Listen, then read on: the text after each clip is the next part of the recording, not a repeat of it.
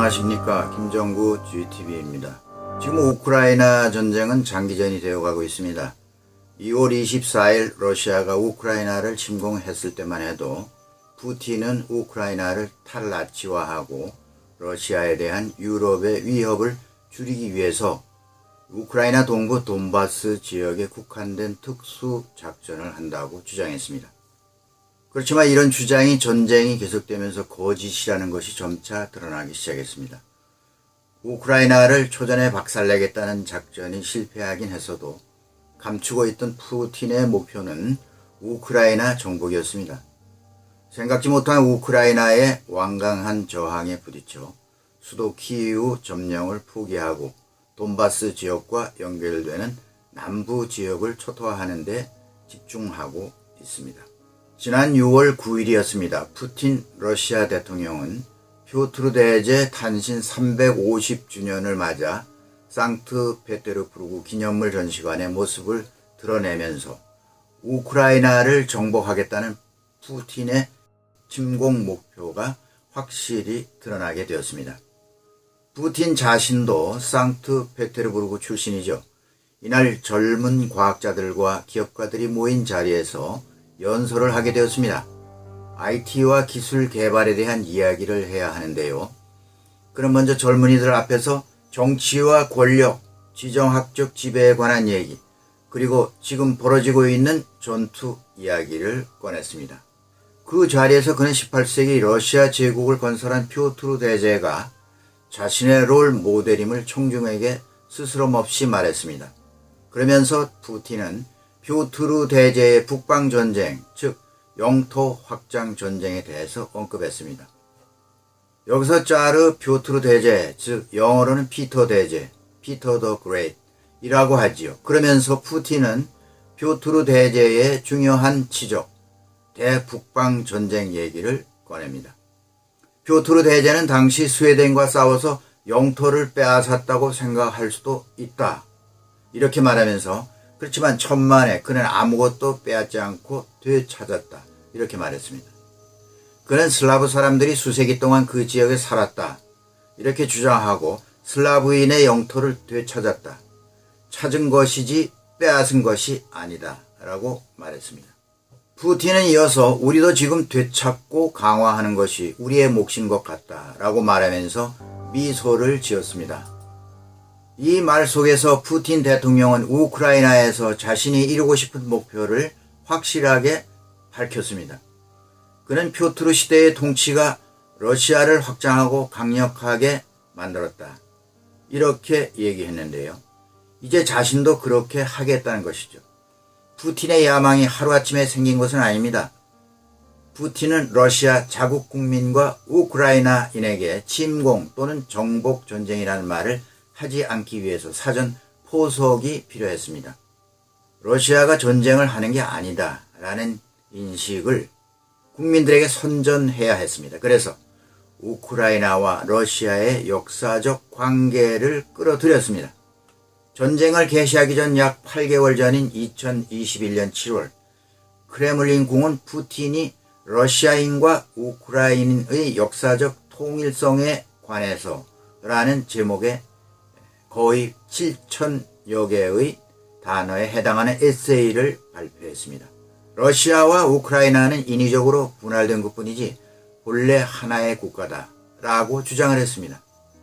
한마디로 우크라이나는 국가가 아니다라는 겁니다. 러시아의 일부이지.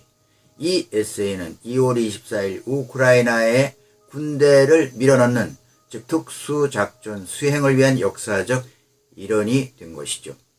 이런 일이 있기 전에도 서구 매체들은 미리 푸틴 대통령의 짜르 시대로의 회귀를 꿈꾼다거나 스탈린을 동경한다는 식의 분석을 내놓기도 했습니다. 그리고 푸틴 자신을 공개적으로 표트르 대제와 같은 인물로 동등 비교하면서 표트르제의 위대함을 존경하는 나머지 이제 푸틴 스스로 위대한 표트르 대제가 되려고 하는 생각을 갖고 있는 것 같다라고 논평했습니다.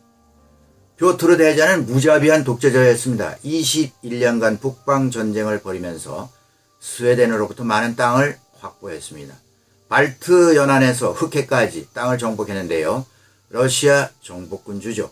지금도 서방 세계는 스웨덴 영토였던 자리에 상트페테르부르크를 세웠다라고 주장합니다.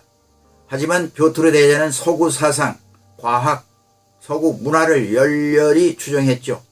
자신의 신분을 감추고 몰래 유럽 대륙을 여행하면서 유럽 문물에 감동한 나머지 상트페테르부르크를 건설하면서 유럽의 창문, 윈도우 오브 유럽이라고 말했습니다. 푸틴은 이 러시아 계몽군주 뾰트르 대제가 위대했던 것처럼 자신도 비슷한 일을 하고 있으니 그가 지금 영토를 넓히는 이 작전은 뾰트르 대제의 업적과 같은 위대한 일이라는 것이죠. 푸틴은 그래서 자신의 이 작전을 대담하게 직업과 같다라고 말했습니다. 푸틴 생각에는 사명감이라고 할 수 있을까요? 여러분 어떻게 생각하십니까? 뾰트르 대제는 18세기의 인물이고 푸틴은 21세기를 사는 인물입니다. 그러면서 하는 말이 서방 세계가 궁극에 가서는 러시아의 군대가 점령한 지역을 인정할 것이다. 이렇게 믿고 있다고 밝혔습니다. 의외로 푸틴의 연설에서 자신감도 보이는 것 같습니다. 한편으로 푸틴이 뾰트르 대제 이미지로 변신한 것은 나토 가입을 추진하고 있는 스웨덴과 핀란드에 대한 분노의 표출이기도 합니다. 그 옛날 뾰트르 대제가 벌였던 북방전쟁 때처럼 할 수도 있어 라는 스웨덴과 핀란드에 대한 푸틴의 경고가 아닐까요?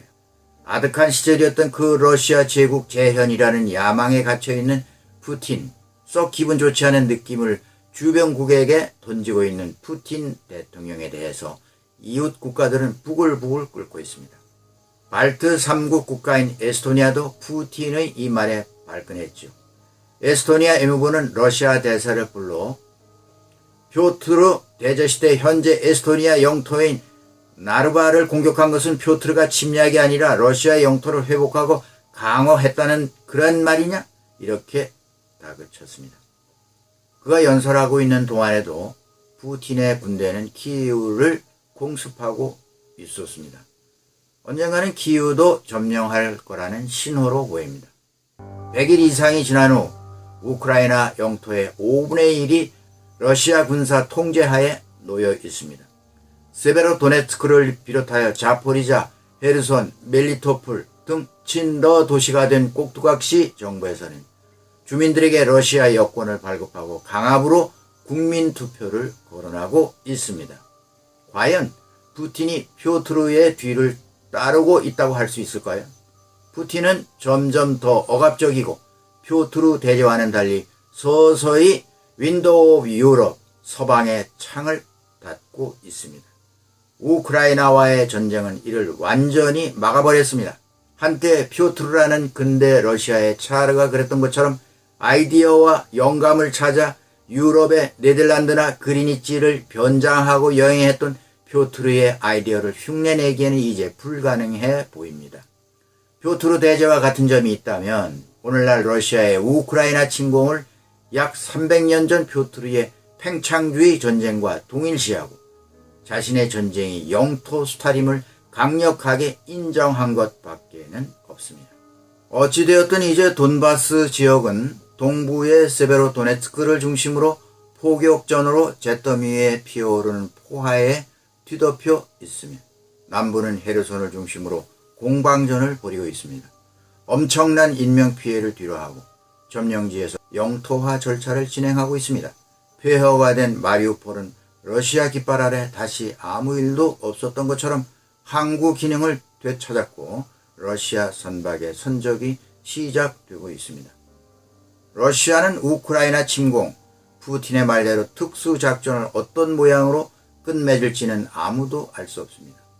우크라이나 동남부를 장악한 상태에서 끝내고 전쟁을 멈출지 아니면 우크라이나 전역을 다 평정한 후에야 종전을 선언할지는 이미 장기전을 예고한 터라 쉽게 단정 지을 수는 없습니다. 네, 오늘은 여기까지 하겠습니다. 김종구 GTV였습니다. 여러분 감사합니다.